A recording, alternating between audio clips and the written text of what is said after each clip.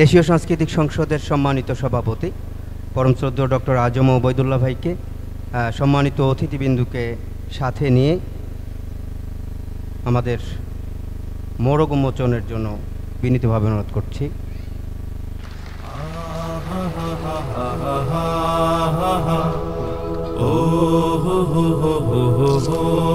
মোড়ক উন্মোচন হচ্ছে দেশীয় সাংস্কৃতিক সংসদের ৮ম বর্ষ প্রতিষ্ঠাবার্ষিকী স্মারক উন্মোচন করছেন আজকের প্রোগ্রামের সম্মানিত প্রধান অতিথি, সমকালীন বাংলা সাহিত্যের প্রধান কবি আল মুজাহিদি।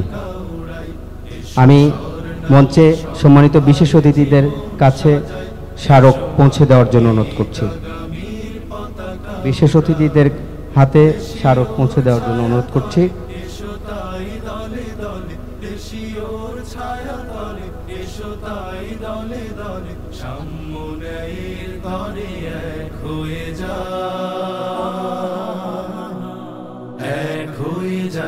এসো স্বর্ণালী সম্ভারে জীবন সাজাই, এসো মানবিক আগামীর পতাকা।